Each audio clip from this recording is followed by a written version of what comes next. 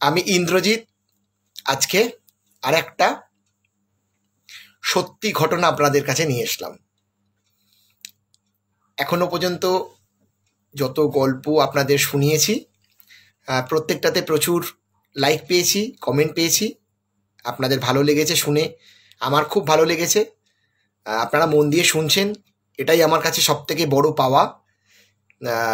তাই আজকে যেটা বলতে এসেছি, যে সত্যি ঘটনাটা জানাবো, তার আগে আপনাদের সেই ব্যাপারটা সম্বন্ধে একটু জানিয়ে রাখি। আমার সাথে বছর 2-3 আগে একটি বিয়ে বাড়িতে আলাপ হয়। এক ফরেন্সিক ডিপার্টমেন্টে চাকরি করতেন, এখন রিটায়ার্ড এক ভদ্রলোকের। আমারই রিলেটিভের খুব চেনা কাছের লোক, সেই সূত্রে তার সাথে আলাপ। তা ওনার সাথে আলাপ পরিচয়, ফোন নাম্বার ছিল, মোটামুটি মাঝে মধ্যে কথাবার্তা হতো।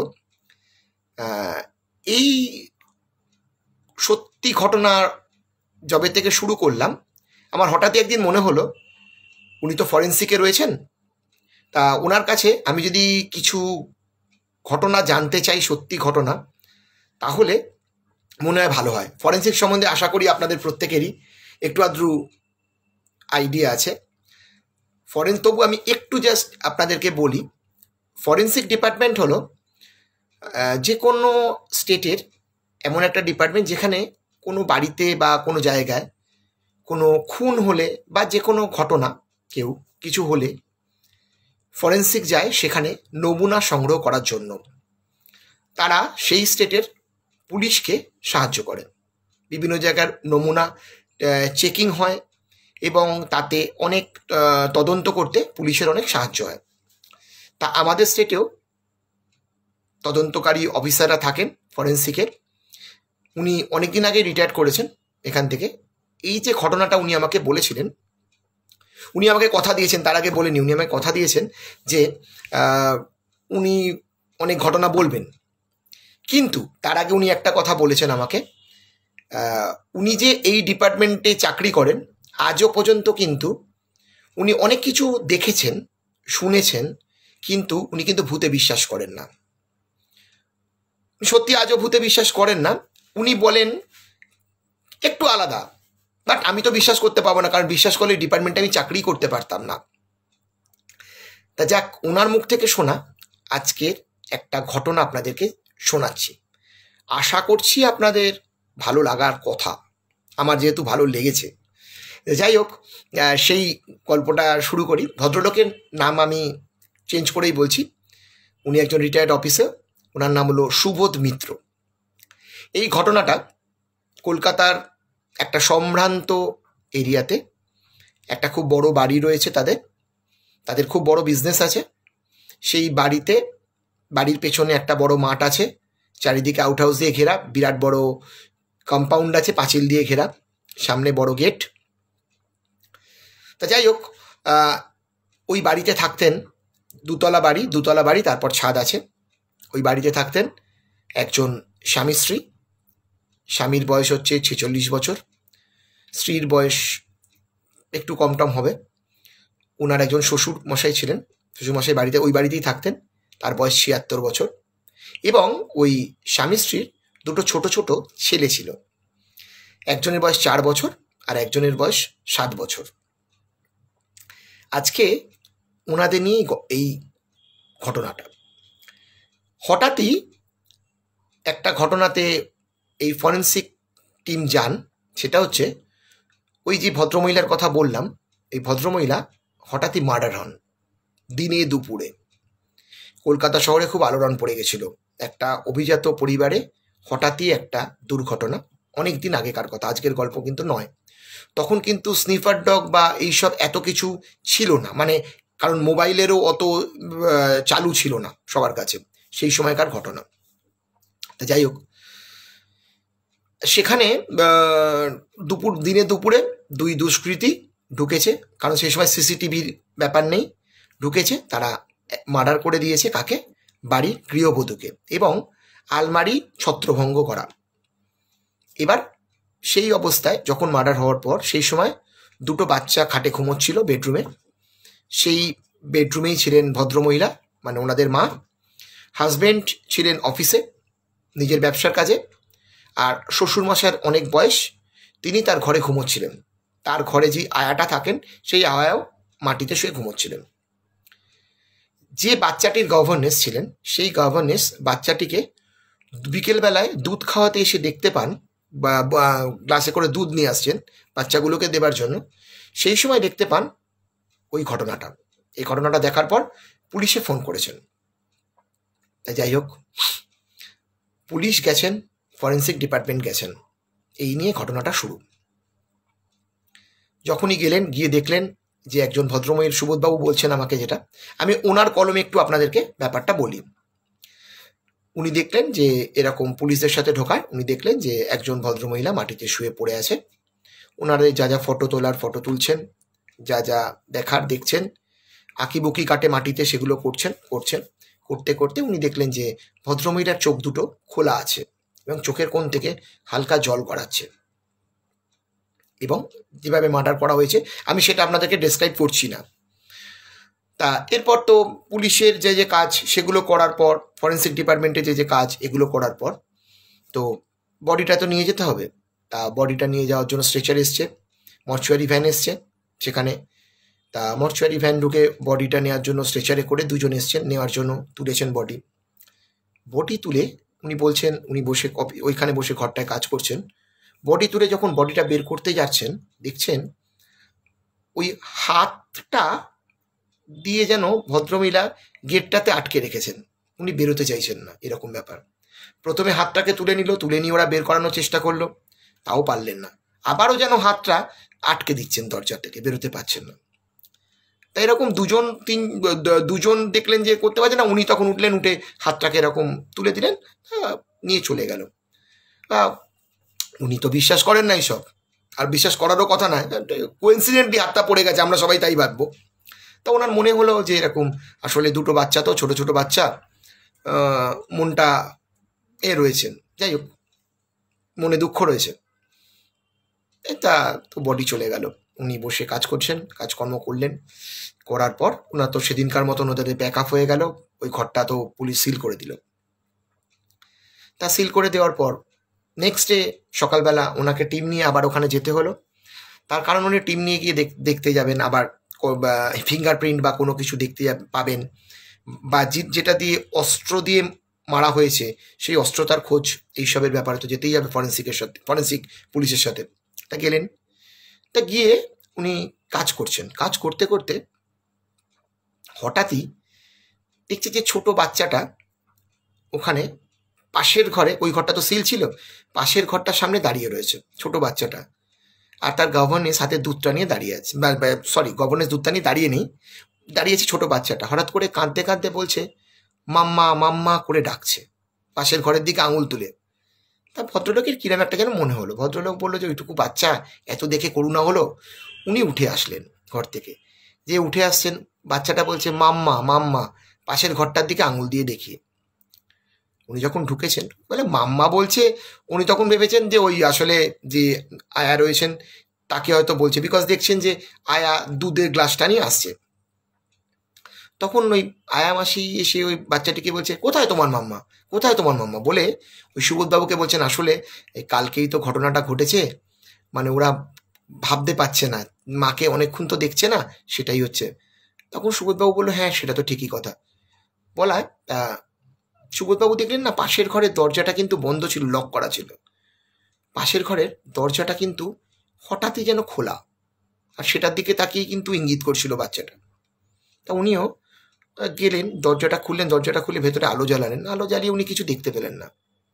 উনি ভাবলেন যে ছোট বাচ্চা, যাই হোক, আবার দরজাটাকে টেনে দিয়ে ঘরে চলে এলেন।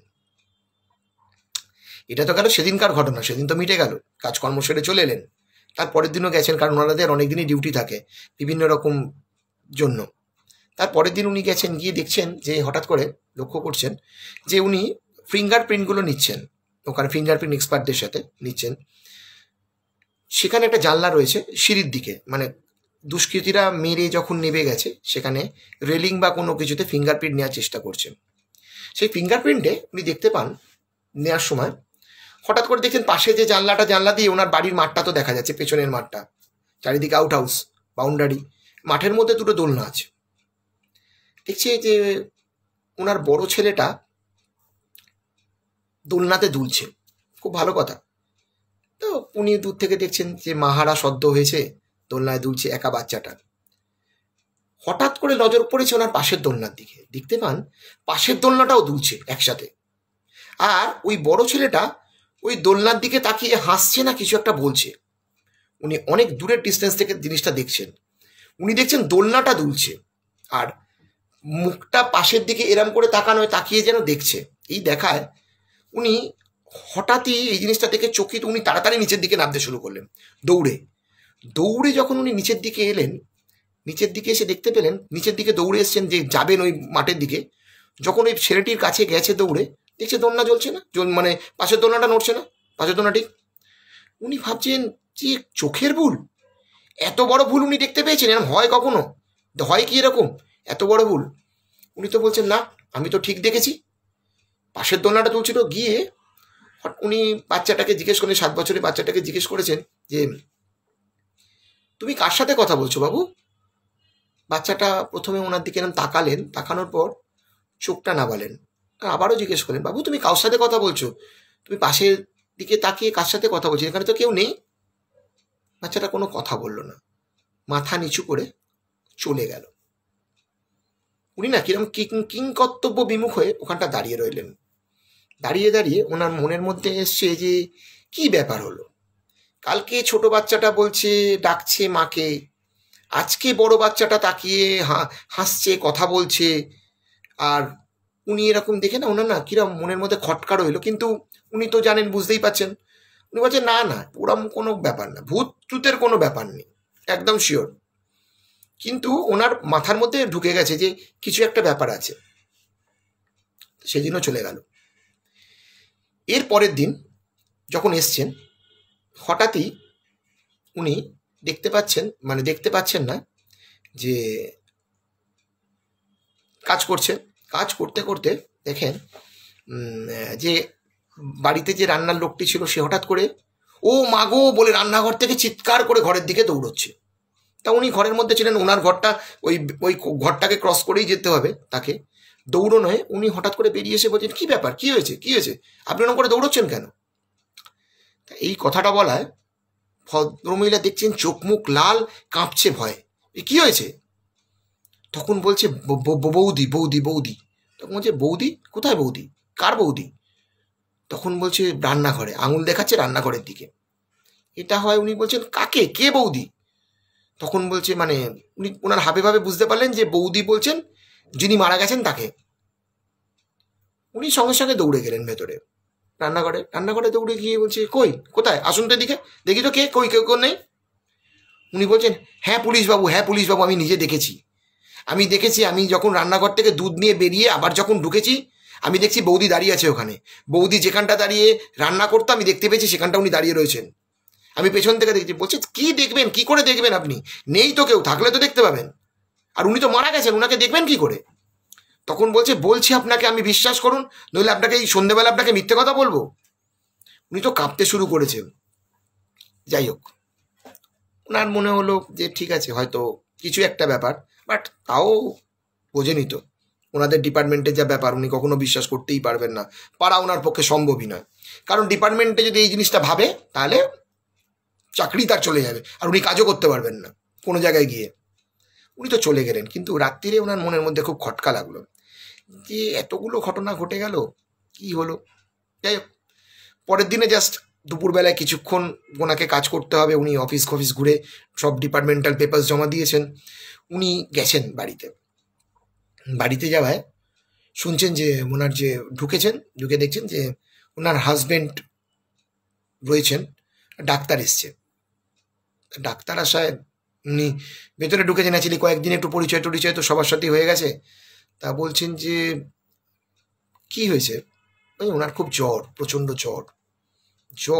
যাই হোক, ওনার তো সেটা দরকার নেই, কারণ তদন্ত চলছে, পুলিশ রোজই আসছে, জিজ্ঞেস করছে। তবু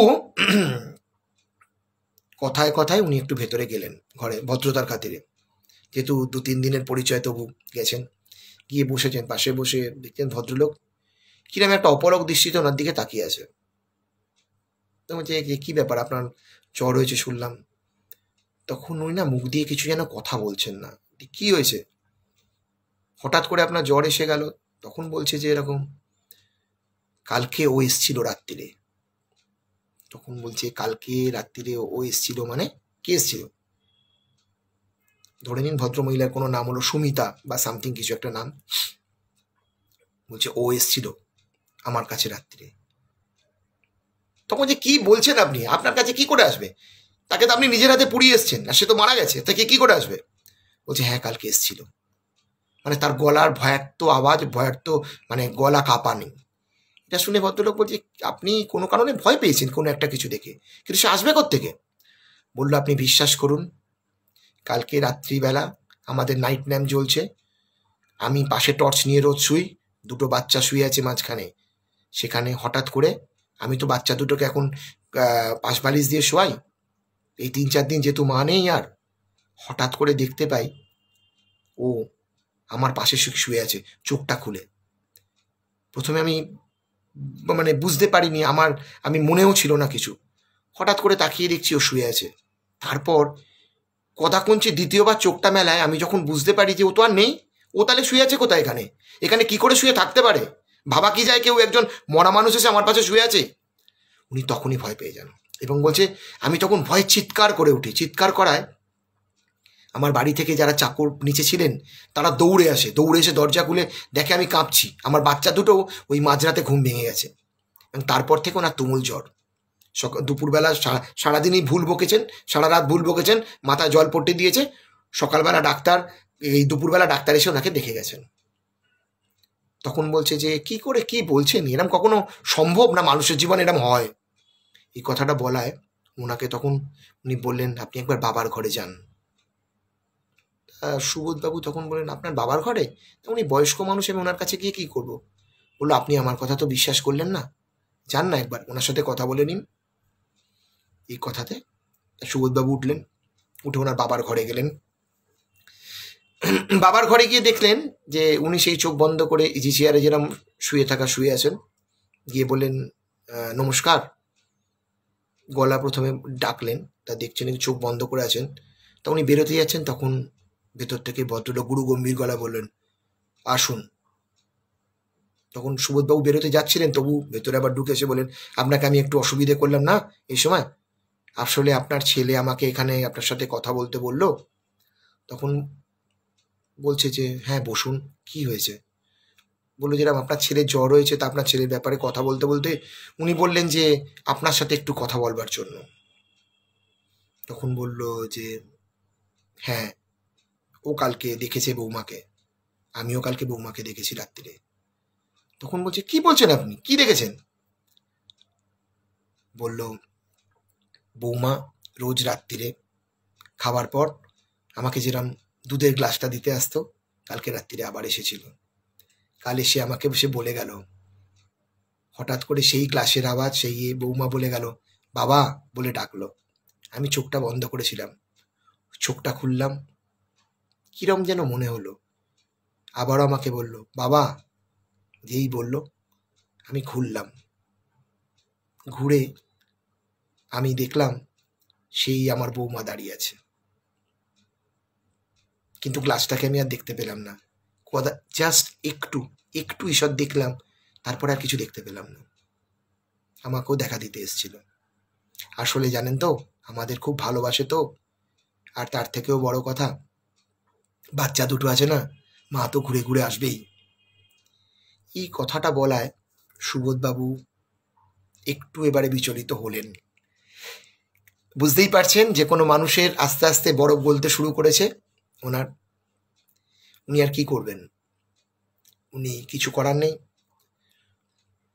ওনার যে কাজটা বাকি রয়েছে, কাজ তো করতে পারেনি, কাজটা বাকি রয়েছে, সেই কাজটা করবার জন্য সিল করা ঘর আবার খুললেন, খুলে ঘরের মধ্যে ঢুকলেন। ঢুকে উনি বসে টেবিলের যে খাটটা আছে খাটটায় বসে যে জিনিসগুলো মিলিয়ে নিচ্ছেন।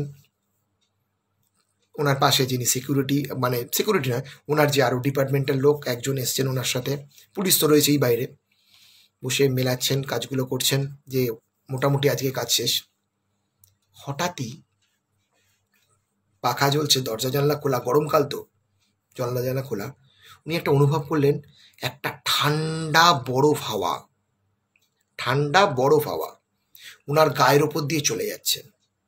উনি দেখলেন যে একটা গরম ঘর, মাথার ওপর খালি পাখা চলছে, এসি চালানো নেই, জানলাগুলো খোলা, সেই ঘরে এই গরম হাওয়ার মধ্যে হঠাৎ করে একটা ঠান্ডা হাওয়া কি করে এলো। সুবোধবাবু আমাকে বলছেন তখন, জানো তো ওই হাওয়াটা তুমি কল্পনা করতে পারবে না। ওই হাওয়াটা যখন এলো, গায়ের ওপর দিয়ে গেল, আমি ভাবলাম যেটা কি করে সম্ভব, একটা হাওয়া গরমকালে এরম ঠান্ডা হাওয়া। এবং তারপরেই উনি নাকি বলছেন আমি কিরম সেদিন যেন কি হলো, আমার গাটা না কিরম ভার হয়ে গেল, আমি হাত পা নাড়াতে পারলাম না। আমি বললাম কেন হাত পা নাড়াতে পারলেন না কেন? বলছে আমি ঘুরতে পারছি না। কেন? আমার মনে হলো আমার পেছনে কে দাঁড়িয়ে আছে। আমি বললাম আপনি কি কাউকে দেখেছেন? বলুন না। আমি পেছনে ঘুরবার মতন তো ক্ষমতা নেই ইন্দ্রজিৎ, আমি কি করে ঘুরবো? আমার গা হাত পা পুরো ভার হয়ে গেছে, কিন্তু আমি বুঝতে পারছি কেউ একটা আমার পেছনে দাঁড়িয়ে আছে। এই এক্সপিরিয়েন্সটা আমার জীবনে হয়েছে, সেটা আমি পরে একদিন আপনাদের গল্প শোনাবো।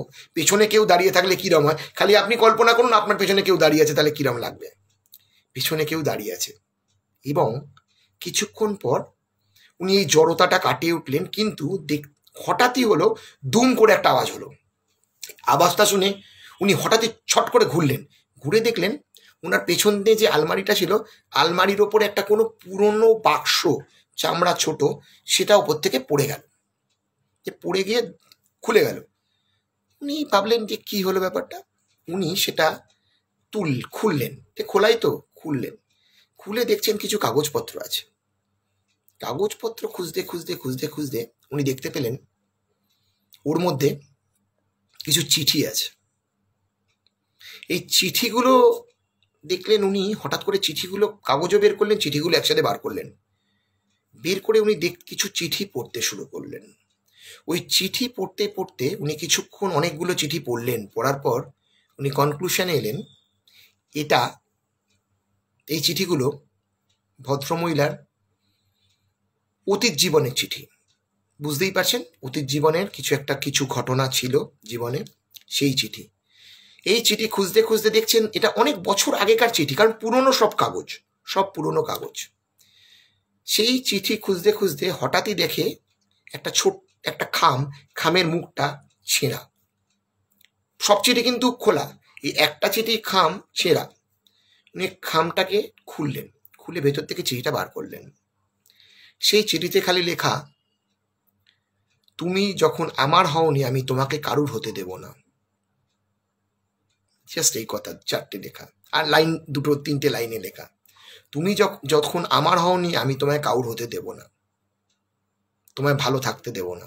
এই কথাটা মানে মোদ্দা কথা এইটা বলতে গেলে, সুবোধবাবুর অতদিন তো এতটা কথা মনে থাকা সম্ভব নয়। আমি বললেন মোদ্দা কথা এটা লেখা। উনি এই কাগজের চিঠিটা পেলেন, পাওয়ার পর উনি সমস্ত চিঠিগুলোকে তো বাজেয়াপ্ত করলেন থানায় নিয়ে যাওয়ার জন্য। উনি যখন বেরিয়ে ওই বাড়িকে সবাইকে বলে গেলেন যে আমি যাচ্ছি, ঘরটাকে সিল করে দিয়ে গেলেন। উনি বেরোনোর সময় খালি গাড়িতে যখন উঠলেন, ওঠার পর উনি খালি চিন্তা করলেন যে এতদিন উনি এরম ধরনের ব্যাপারকে, স্পিরিটকে, আত্মাকে বিশ্বাস করতেন না। আজকে এমন একজন মহৎ আত্মাকে উনি পেলেন, যে তার নিজের মার্ডার কেসের তদন্তটাও পুলিশের হাতে তুলে দিয়ে গেল, এবং তদন্তর খুলে দিয়ে গেল যে কি করে উনি মারা গেছেন সেটা। যাই হোক, তারপরে সুবোধবাবুর কথা অনুযায়ী যিনি মার্ডার করেছেন, কে করেছেন আপনারা বুঝতেই পেরে গেছেন, ধরাও পড়েছেন চিঠির তদন্ত করে। কিন্তু একজন অশরীরী প্রেতাত্মা তার মৃত্যু কারণ, তার মৃত্যুর মানে মার্ডারারকে ধরিয়ে দিয়ে গেলেন নিজে। জানি না আপনাদেরকে কেমন লাগলো গল্পটা, আপনাদের আশা করি ঘটনাটা খুব ভালো লাগবে। সুবোধবাবুর আরও প্রচুর গল্প আছে, আমি আস্তে আস্তে শুনছি, শুনে আমি এরম ঘটনা ওনার জীবনে অনেক ঘটেছে, তবু কিন্তু আজও ভদ্রলোক অশরীরী প্রেতাত্মাকে বিশ্বাস করে না, ভাবতে পারেন। ওই যে সেই সন্ধেবেলায় ঘটনাটা ঘটেছিল, তারপরও উনি বিশ্বাস করেননি, এখনও বিশ্বাস করেন না। তবু ওনার ঝুলিতে এরকম নাকি অনেক ঘটনা আছে। আমাকে সেদিন বলল, তুমি যখন এই গল্পগুলো বলছো আমি তোমায় গল্পগুলো বলবো, তুমি এই গল্পগুলো লোককে শুনিও, কিন্তু আমায় তুমি কোনোদিন বিশ্বাস করতে বলো না। আমি বললাম ঠিক আছে, আপনি সেটাই অন্তত বলুন, আমি আপনার মতন করে বলবো। আজকে যে এইটা ওনার জন্য আমি পেলাম, আপনাদেরকে দিতে পারলাম, আশা করছি আপনাদের ভালো লাগবে। যদি ভালো লাগে লাইক দেবেন, কমেন্ট করবেন, আর আপনাদের কাছে যা ভালোবাসা পেয়েছি সে অকল্পনীয়। আর কি বলবো, ধন্যবাদ, শুভরাত্রি।